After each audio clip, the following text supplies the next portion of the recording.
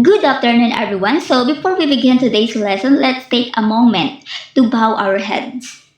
So, dear God, as we gather in this class, help us to focus our minds and hearts on learning. Guide us as we explore new ideas and concepts. Give us the wisdom to understand and apply what we learn. May we support and respect each other, and may our time together be fruitful and meaningful. Amen.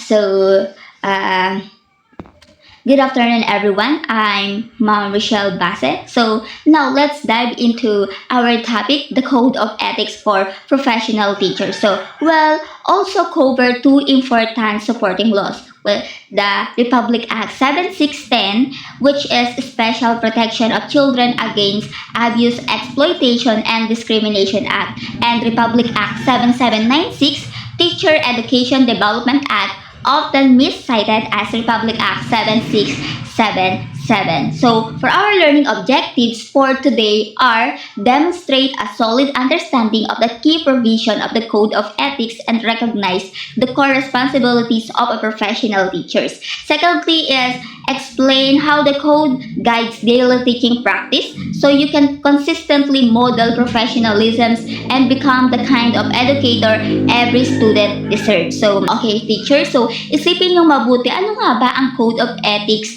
para sa atin o sa inyo bilang isang guro? Yes, so hindi lang naman ito listahan ng bawal o rules na dapat sundin. Ito ay mirror natin ng ating pagkatao bilang isang professional. So, kapag nagbigay ka ng respeto sa magulang, kapwa, guro, at maging sa estudyante na mahirap, yun ay isang ethics po. Lagi niyo pong tatandaan. Kaya kapag nagtatanong ka sa sarili mo, bakit kailangan ko to? Dapat ang lagi nating sagot is dahil ikaw o tayo ang modelo at ang modelo ay dapat may standard. Sige, isipin nating mabuti. Ano yung gusto mong maalala ng mga estudyante mo? 'Di ba hindi lang naman yung grades nila, kundi yung klase ng tao na naging guro nila. Okay po? So, ang sabi dito, ang Code of Ethics for Professional Teachers ay nakasaad sa Republic Act number 7836 o ang Philippine Professionalization Act of 1994 ay isang hanay ng mga moral at professional na pamantayan na dapat sundin ng bawat guro.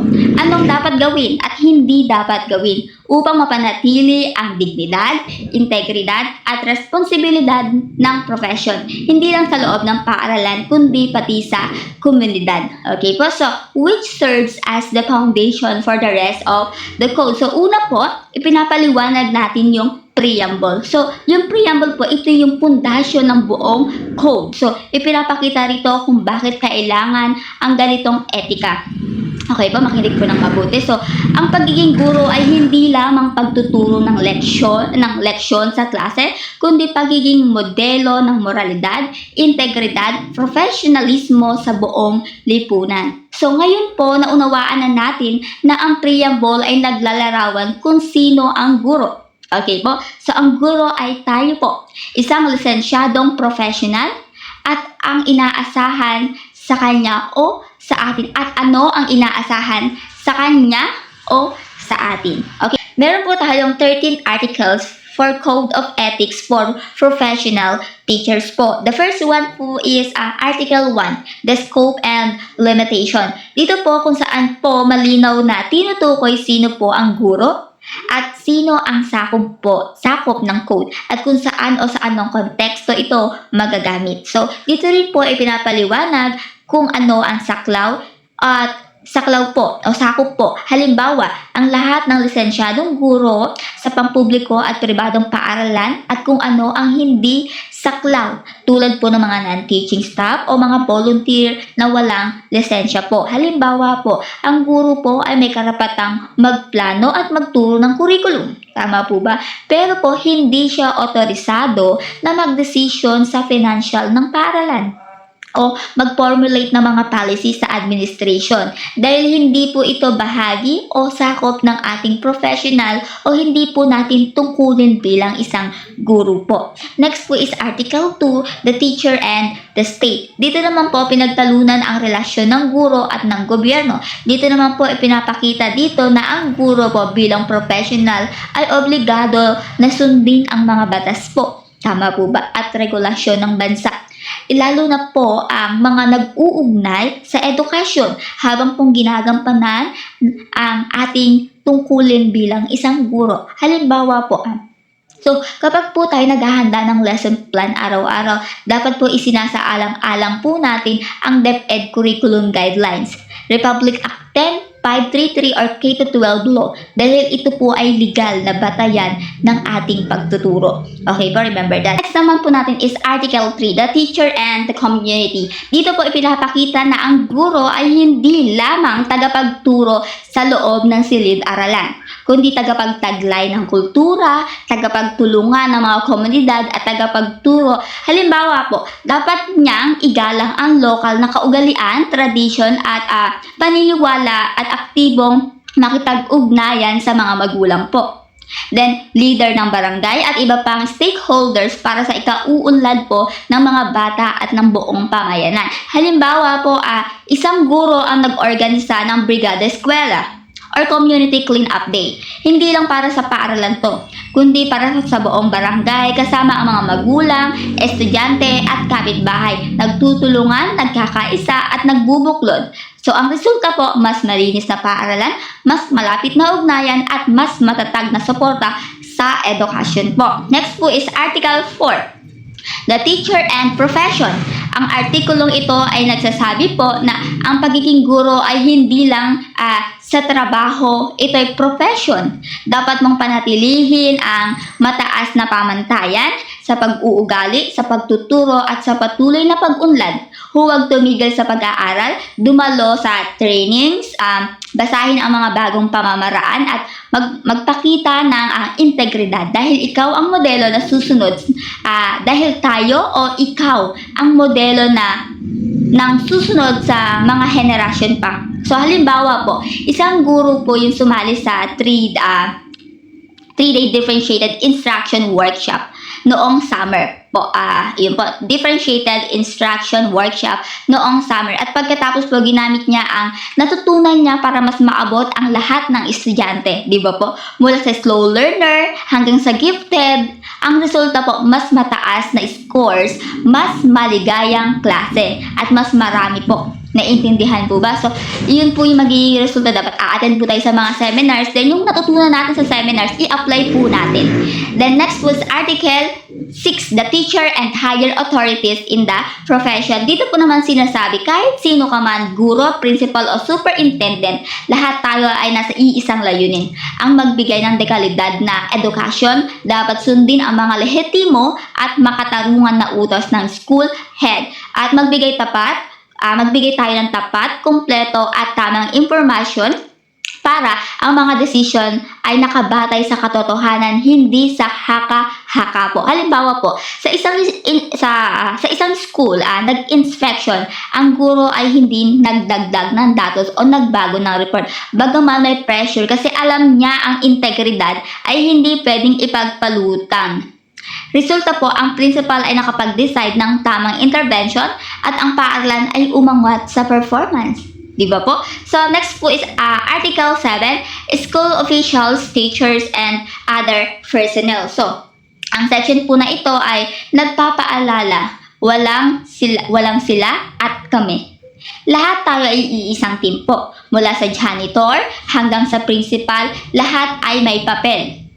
So, ang guro ay dapat makipag-ugnayan ng maayos, may respeto at may bukas na isip sa mga school counselor, librarian, nurse at iba pa. So, para ang serbisyo sa estudyante ay holistic at seamless po. Halimbawa po, isang guro ang nakipag-coordinate sa guidance counselor nang mapansin niyang may estudyante na nawawala sa klase. Sa tulong ng nurse at librarian na lamang may health issue ang bata. So, at napagbigyan ng tamang suporta. So, ang naging resulta po nun, nakarecover ang estudyante at naging mas malapit ang ugnayan ng buong staff. Okay po, next po is Article 8. The teacher and learners. Ang section na ito ay nagtatakda ng sacred bond sa pagitan ng guro at estudyante. Ganun po kahalaga. So, hindi lang nagbibigay ng aralin, kundi nagbibigay ng inspirasyon, seguridad at pagkakataon po. Dapat maging patas, magalang at supportive ang guro. Walang favoritismo o favoritisms, walang discrimination na nangyayari po, at laging handang tumulong po. Halimbawa po, isang guro po ang naglaan naglaan tayo ng 30 minutes sa isang estudyante para turuan siya sa science rescue squad niya. So, isang estudyante ang nahihirapan sa chemistry, ang tinulungan hanggang sa nakakuha ito ng 90%. So, yung una, ang nakukuha ng score is napakalo, mababa. So, si teacher gumawa siya ng paraan, naglaan siya ng 30 minutes para turuan tong bata, and ang resulta po is tumaas po yung grades niya. O, di ba po? Kaya ang bata magkakaroon po sa atin ng tiwala.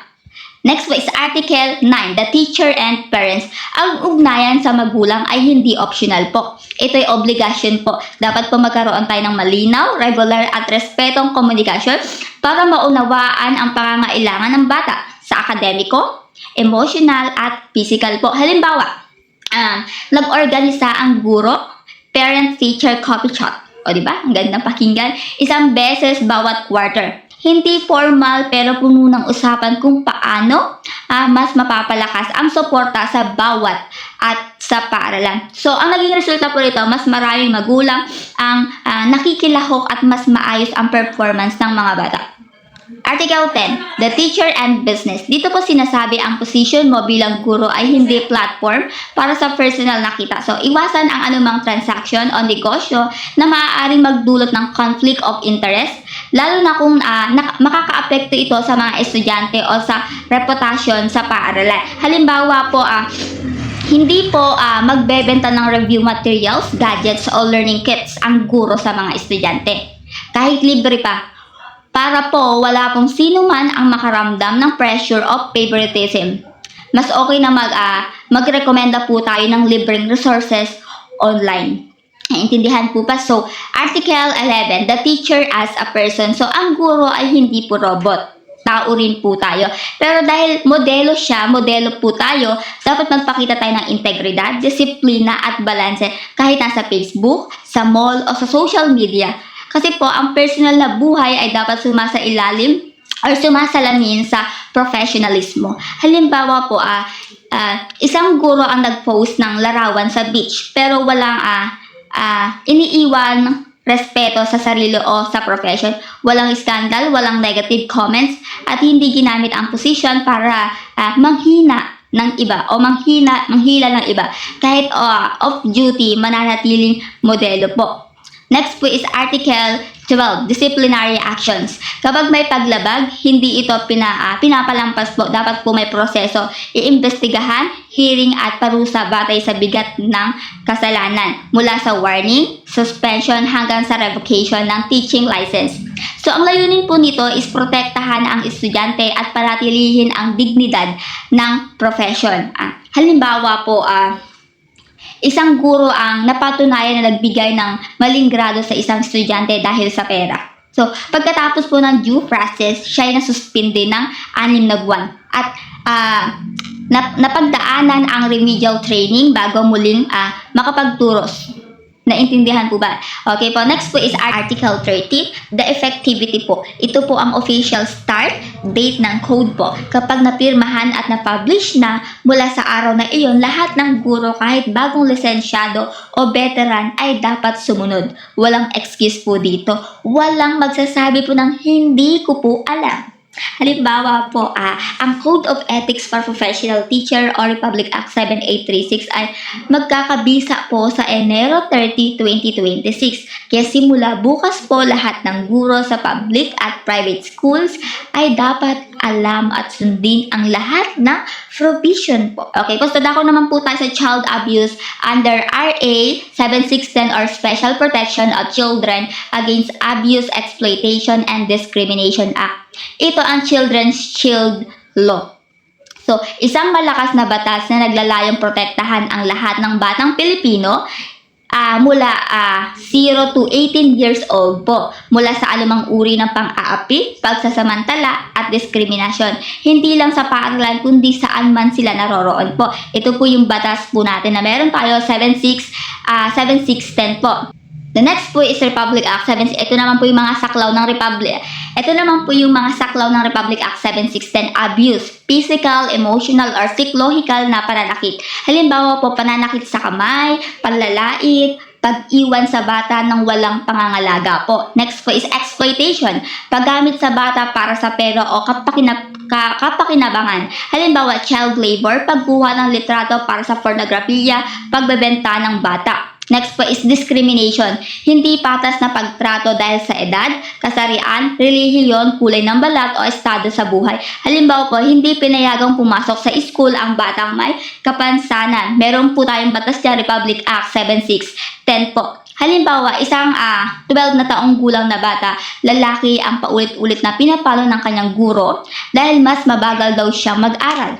Ito ay physical abuse. Labag po sa Republic Act 7610 po natin. Ang guro ay maaaring kasuhan na parusahan at mawala ang kanya pong lisensya. Next Republic Act po is, ito po ay isang typographical note, Republic Act 7677. Ang nabanggit na Republic Act 7677 ay hindi po umiiral. Malamang tumutukoy ang Republic Act 7877, Anti-Sexual Harassment Act of 1995 para sa protection laban sa sexual na pang-aapi lalo na sa workplace o sa school po. Republic Act 6713, Code of Conduct and Ethical Standards for Public Officials and Employees. Ang moral compass ng lahat ng official at empleyado ng gobyerno kabilang ang mga guro po.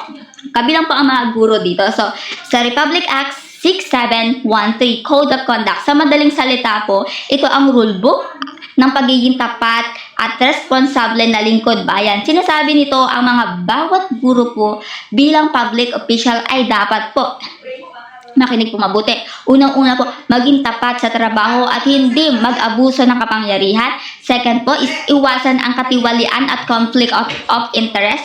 Next po is magpakita ng integridad kahit walang nakakakita. The next po is maglingkod ng may pagmamahal at paggalang sa kapwa. Next is, lastly po, i-report ang anumang anomalya o katiwalian. Halimbawa po, isang guro ang nakakita na ang principal ay naglalagay ng fake receipt para sa school fund. Dapat niya itong i-report sa 6713 para sa ikauunlad ng paaralan at para walang manlamang. So, yun lang po. So, may inihanda po akong short video dito. So, let's watch this. Thank you po.